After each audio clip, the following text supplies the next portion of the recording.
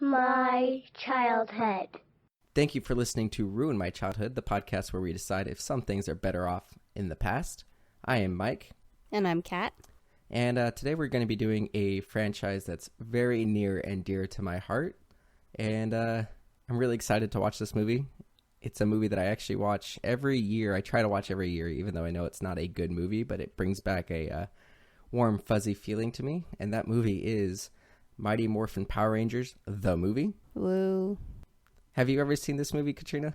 I don't think I've ever seen it. My extent of my relationship with Power Rangers was the TV show when I was a kid, so I haven't seen anything else. So I loved this movie as a kid. I did see it in theaters.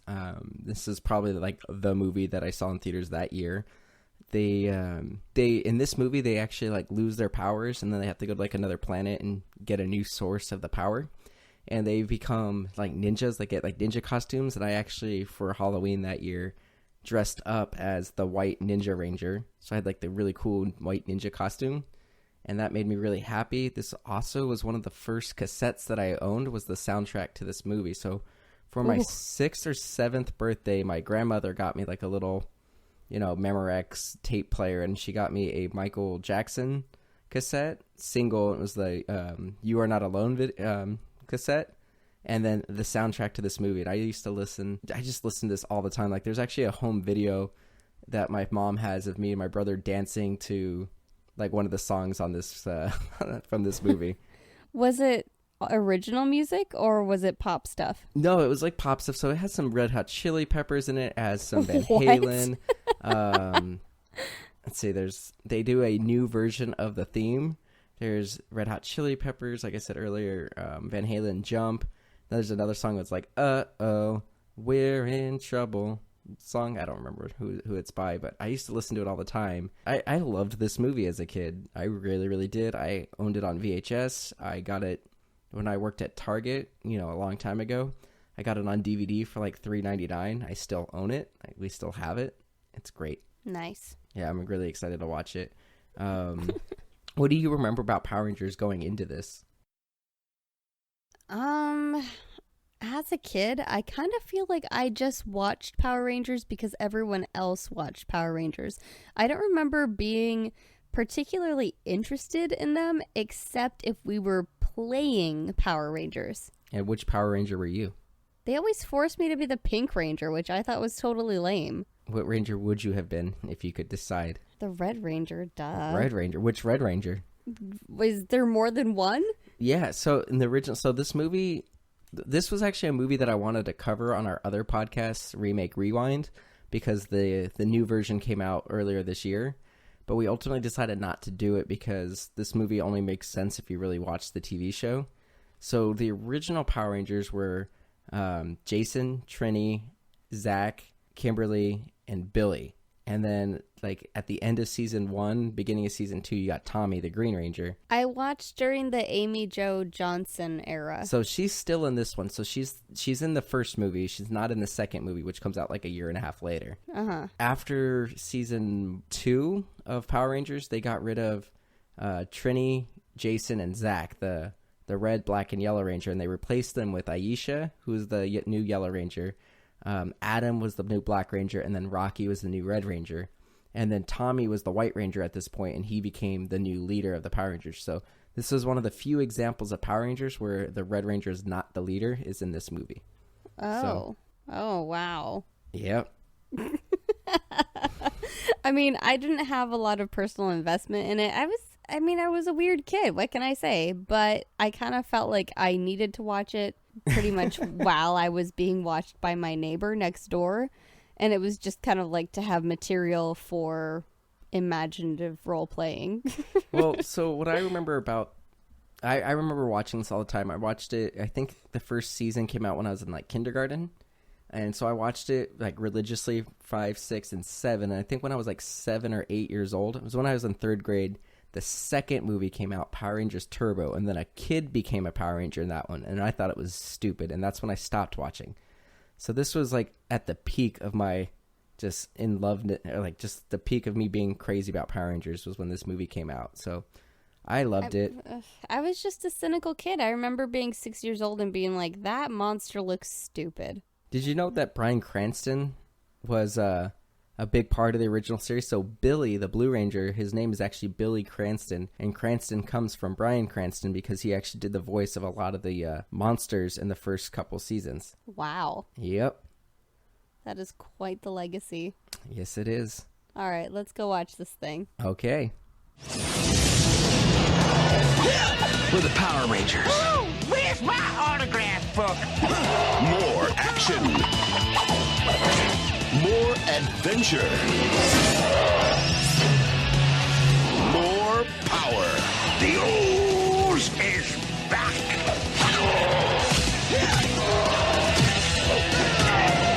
You ooze, you lose. Mighty Morphin Power Rangers, the movie. All right, so we just watched Mighty Morphin Power Rangers, the movie. What did you think? Oh, I understand why you liked it as a kid. I don't necessarily think I would have liked it as a kid, and it was pretty painful. I loved it. Like, I had fun. I forgot about all the one-liners that they had. Like, they didn't really have one-liners in the TV show, but they definitely had a bunch of one-liners in this as they were, like, fighting the, I don't know what they were called. They didn't have names, but the first things that they fought, like, those goopy guys. And they even had, like, one-liners when they were fighting, like, in the Zords and stuff. Like, I forgot all the one-liners, but right before they'd say them, I was able to say the line, like, you ooze, you lose. And at the end, when Zordon comes back, and he's just like, Rangers! Like, I said it exactly like him before. Like, I liked it. I had fun watching it. It did drag a little bit in the middle. Like, I didn't really care too much about the part where they're in, like, the forest and they fight, like, the dinosaurs. But other than that, I thought it was really fun. I mean, I honestly didn't notice any one-liners because I was too distracted by the fart noises that all of those guys would make when they were hit. Well, they were made out of goop. But it wasn't, like, I could understand a splat noise, but these were straight up fart noises. It was very distracting. You've made slime on your YouTube channel, right? And it makes different noise. Like, if you throw it onto, like, the table, it makes a splat. But if you put your fingers in it, it makes a fart noise. So they makes different noises based off the type of pressure that's put on it. Oh, my God. It's so weird. The science is sound. Well, and also, it's kind of interesting that, okay, so when that sentient dagger... when Saba cuts the cable to that rig and it squashes a whole bunch of those guys underneath it, they're dead. And presumably that goo is like their blood. And there's like a massive pile of goo that is oozing out from underneath this thing. It's a little bit graphic. Like, every time they destroyed one, like, they would kick one like hundreds of feet and then it would hit like a pillar and splat, or it would fall like 30 feet onto a grate and splat. Right? This that is a bunch. violent and graphic movie. And there's like Dulcia, who's wearing just like a bikini.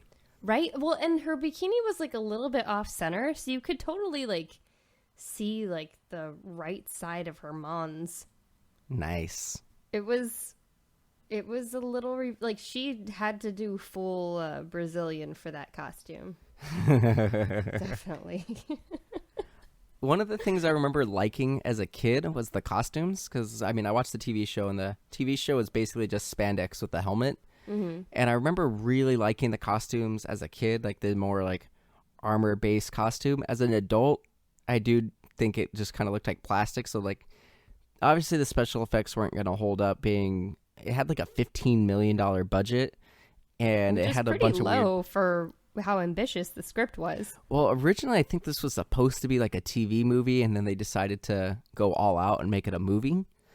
But yeah, $15 million budget, and it had a ton of CG in it. Like, every time Ivan Ooze morphed, and like whenever he made new creatures, there was like a morphing thing. What else? The whole entire third act with the Zords was CG'd, and, you know, very poorly, but that was expensive back then. The costumes themselves, I remember loving them as a kid, but I don't think they looked as good now. Like, they just looked like plastic. Yeah. But I remember thinking they were amazing when I was a kid. Although the helmets were really cool. Like, the helmets looked better than the TV show. And like, they did different things. Like, the Red Ranger had like a sonar kind of helmet, and it made like this weird like scope on it. And then the Yellow Ranger had like flashlights on hers. But they had like different powers, and they had different weapons than they had in the series. Billy had like a little taser thing that was also a grappling hook, and then Kimberly had the weird whippy thing that would like fling people around. But it was pretty cool. I liked it. Ugh. I mean, just like as an actor, looking at those costumes, I cannot imagine how uncomfortable and claustrophobic those freaking helmets must have been. Like, They one, must have been terrible. They were about twice as big as they needed to be for their heads. And two, there was absolutely like no peripheral vision for them. No, they had visors like 3/4 of the helmet. Jerky movements when they're walking around. I like how when they're walking around, they're just randomly doing karate chops and stuff the whole time, like pulling fists. Ready. You got to be ready. It's pretty ridiculous. But I mean, they did maintain like a certain level of intensity that was slightly exaggerated through everything. Like the first part of the movie, like the first 10 minutes of the movie, they're doing all these really fun group activities. And they're skydiving, doing it, rollerblading. right. And they're doing it with like all the intensity that you would expect them to have like in their line delivery and their movements if they were doing a fight scene. Yeah. Like they were doing flips and stuff on their rollerblades and rollerblading downstairs and cheesing it up. Like presumably they're just doing it to unwind and have some fun, but they're approaching it like they're training or something. It's pretty intense. There's no way that you wouldn't know that group of teenagers are the Power Rangers. Right? Like they're amazing at skydiving. They're amazing at karate. They're amazing because they all do karate in the TV show. And like it's under the guys that like Jason and Tommy led a course, and like they were all teaching them karate, but they're all amazing at karate. They're all amazing at gymnastics. They're all amazing at skydiving, and they're all amazing at rollerblading. I was amazing at gymnastics, and I was pretty good at skydiving when I was a teenager. Am I a Power Ranger, Michael? No, but you also don't hang out in a group of 6 people consistently, all matching the colors of the Power Rangers. I just couldn't afford that kind of commitment to fashion. But what are some things that you thought were good about the movie, and maybe like is there any redeeming parts of the movie for you? The redeeming parts? Okay, so like Amy Jo Johnson actually had a pretty decent acting career for a while there, so she was not painful to watch. The chick, I don't even know what her name was. Aisha, the Yellow Ranger? No, the one in like the bikini, the super hot one. Oh, Dulcia? Like she was pretty good. Like she was nice to look at. That weird little costume, like with the moss pubes hanging down from the bikini, like wasn't bad. She's moss pubes. I think she's my new Fitspo. Okay. But other than that, what'd you think of the villain? I mean, like he turned a pretty sweet shade of purple about 20 minutes into the movie. You know, I just don't know what else I can say about this that's good performance or character wise. Like, what about Lord Zed? Like, I felt like most of the costumes for the bad guys were really good. Like, Lord Zed looked really cool. Rito Repulsa looked pretty cool. Zed was, like, really great in concept, but poorly executed. Like, you could tell there was just a little, a motor that's shaped kind of like one of those taffy pull machines. And they just had it only on the back right side of that brain. And it was just pulsing back there. Like the rest of the brain was completely stationary. Okay, Zed would totally get an infection and die with his brain out there like that. And the only reason that your brain is wrinkled that way is because it's actually massive. And given more space to expand, the surface of your brain would actually be smooth. So it doesn't make sense that his brain is wrinkled without the presence of a skull. You're no fun. Anyway, back to what I did like about this film. The sets were very impressive. Like they were really cool. Especially considering what a small budget they have, what a freaking huge cast they have. They had some scenes with like a lot of extras, which is also pretty pricey. They had a ton of different locations, a ton of different sets. But I mean like the that weird like alternate planet or universe area with the chick in the hot bikini. That was a pretty cool set. A lot of it there was green screen and it was just art basically that was added in post. But then they had that scene with like the jungle set and the waterfall and like that was pretty cool. Like where they fought the 4 rock monsters? Yeah, like I thought that was a cool really as an adult, but like as a kid that's just amazing to look at. Yeah, I was really disappointed cool. though in that one before the pyramid with all of their animals comes out. I was disappointed that the reliefs in that wall were not like something that animals were supposed to fit into, like a puzzle piece, like Legends of the Hidden Temple. Yeah, because there was a definitely missed indents in the wall. Like opportunity. well, no, the reason those indents had the rock monsters in them originally, that's what they came out of.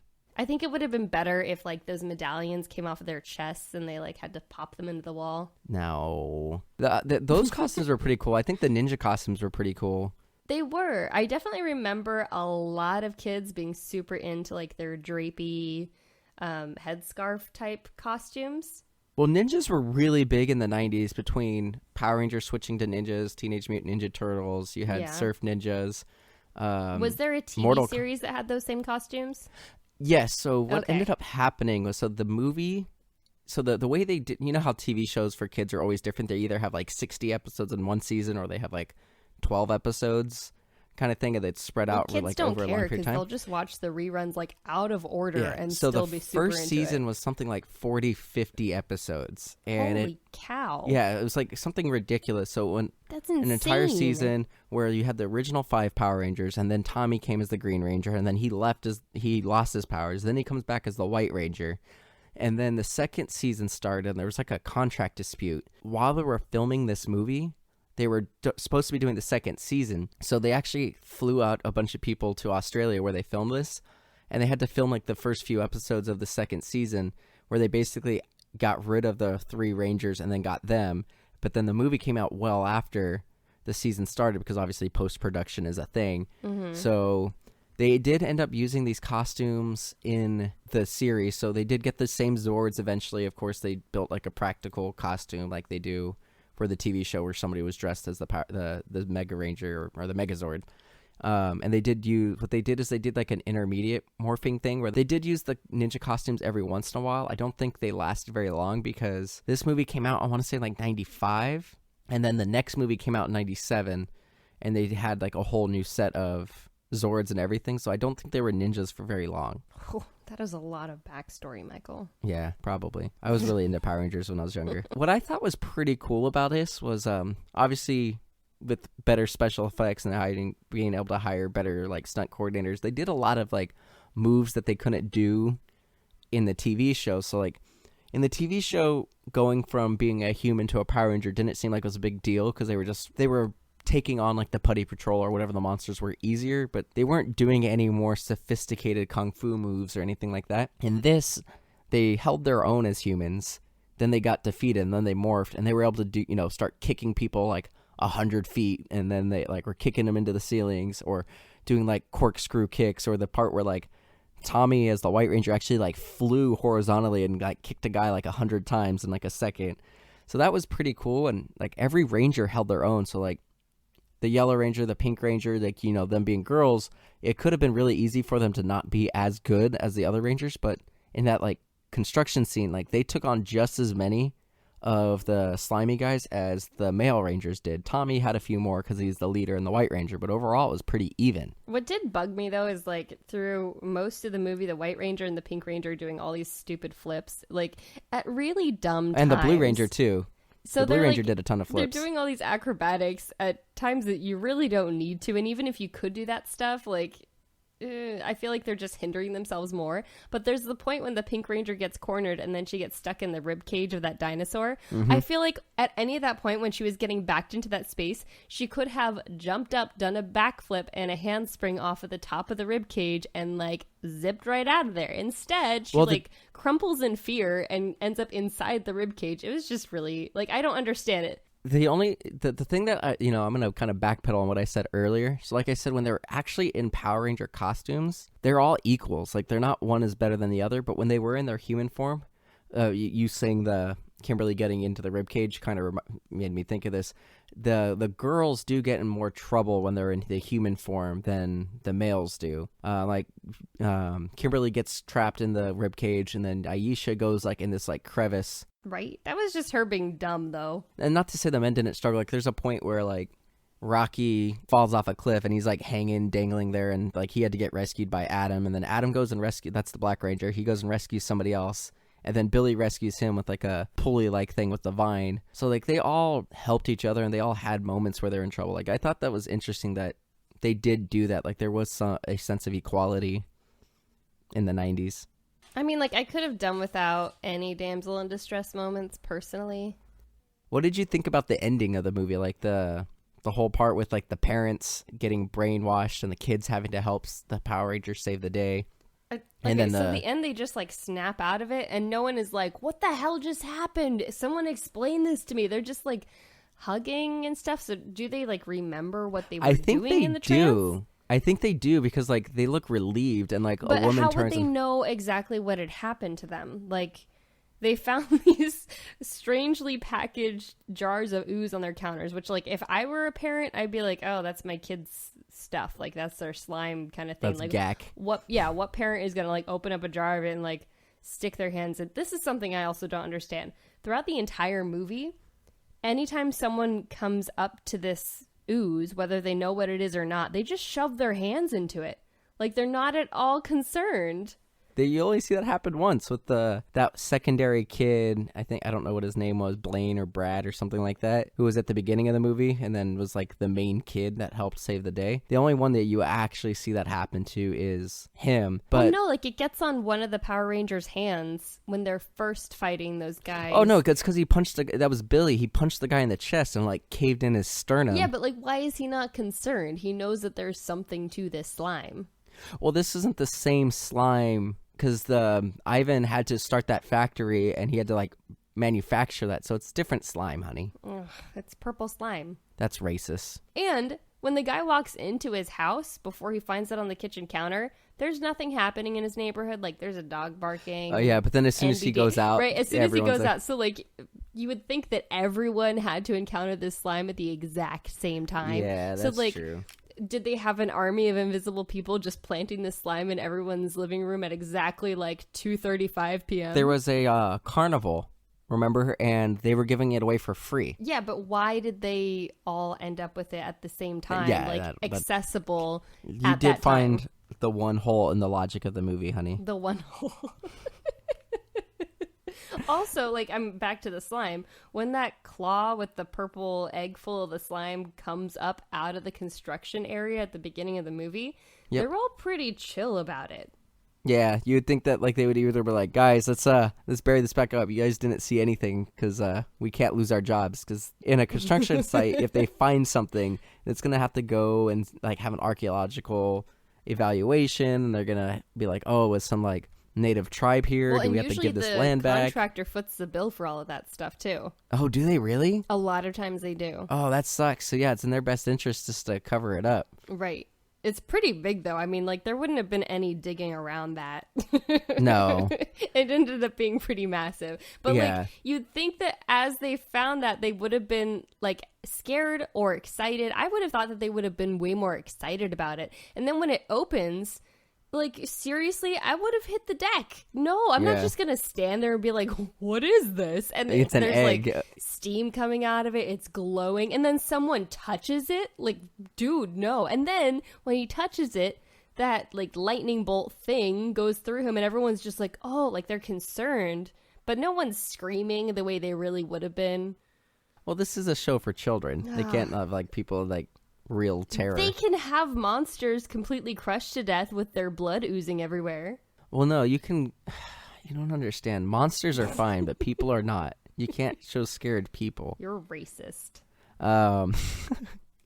So I'm just gonna, like, go over the plot real quick, because that might make us think of some stuff that we might want to talk about. So the beginning of the movie opens up with Red Hot Chili Peppers, them in a plane, and they're skydiving for some sort of Save the Observatory fundraiser, which skydiving is really expensive. Like, they probably spent way more money than they brought in if you're having hundreds of people skydiving. But, you know, whatever. Bulk and Skull. I think the Power Rangers were putting on a show to attract people. Well, no, nobody knew they were the Power Rangers, though.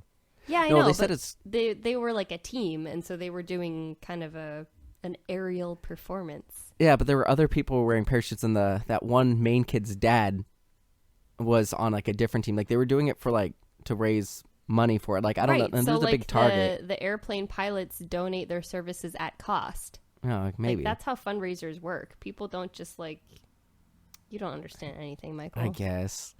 So anyway, they do that. Bulk and Skull land in the construction site right at the same time that Ivan Ooze's egg is discovered. Which I have to say, having been skydiving, they are much more talented skydivers to have survived navigating all those buildings without hitting a wind shear and then slamming into the side of a building and dying. Like, you just got to give them a little bit of credit. Give credit where credit's due. Great job, Bulk and Skull. Yeah, good job, so, guys. Zordon calls them and says, go investigate. Ivan immediately disappears but makes like an army of goopy guys. They fight in the construction site. Meanwhile, Ivan Ooze goes and destroys the command center and almost kills Zordon and goes back to the moon where Lord Zed and Rita are, basically traps them, takes Goldar and whoever that pig guy is. I don't know who that pig guy is. I don't remember him in the TV show. And decides that he's going to have this grand plot. The Power Rangers go back. They find out that there's a secondary power source on some other planet. They go to the planet and they have to fight like all these weird creatures and go through the jungle to find this power. And they end up at this temple and they defeat these like stone guardians and they get the power back.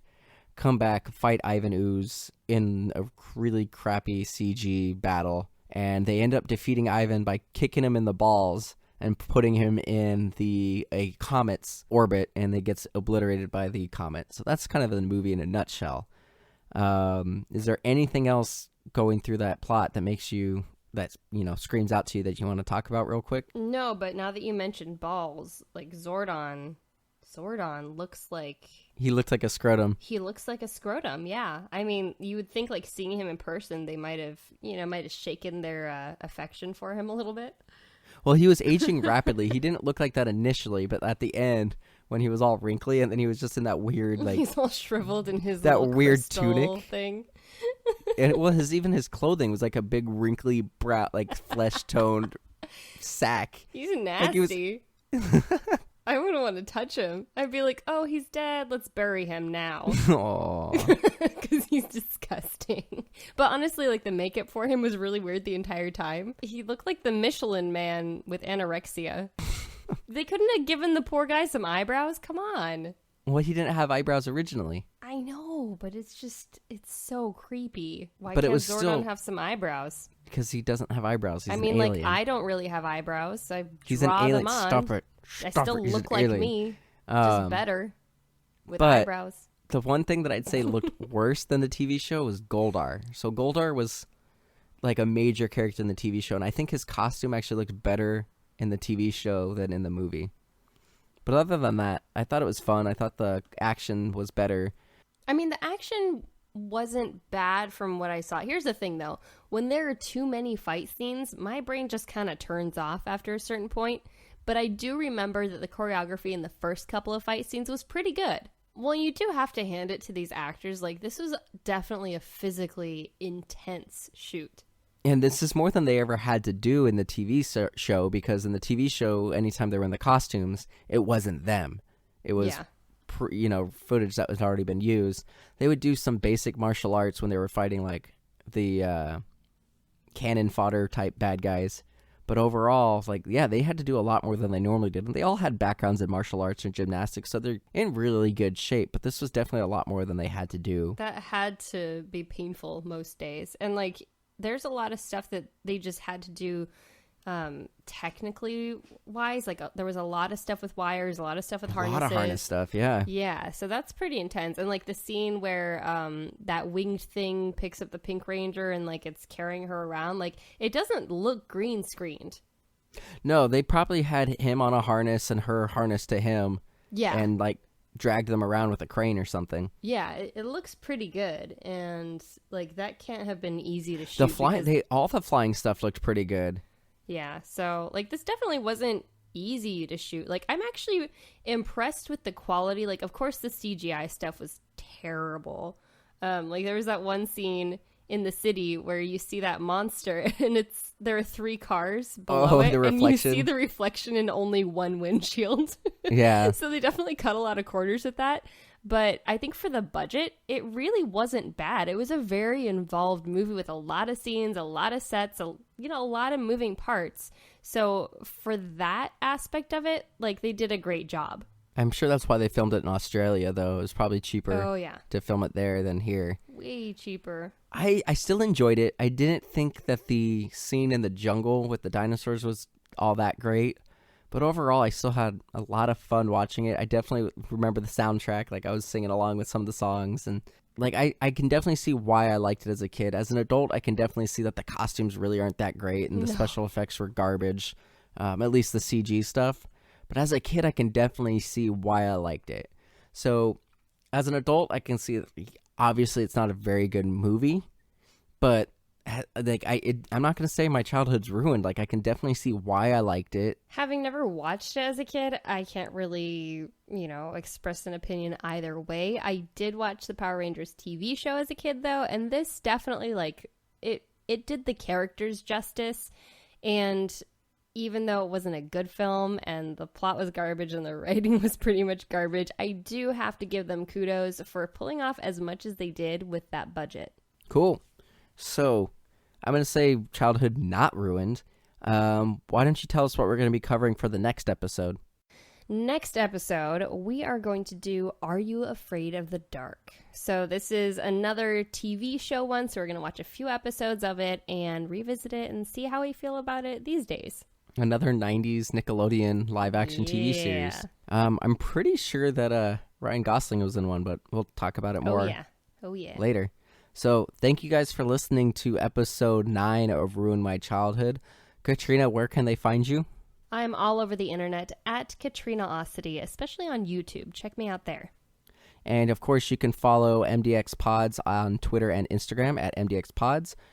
We are also on Facebook. MDXpods has their own page. You can also check out our website, MDXpods.com. Of course, check out patreon.com/MDXpods. We recently kind of retooled some of the tiers for prizes and stuff like that, so check it out. If you can, spare a $1 or $2, help us out. We're actually looking at getting more people to come into our podcast and actually record in person, so we need to get some upgraded equipment to be able to do that. Share us, put us on Facebook, Twitter, share the links, and write a review on iTunes.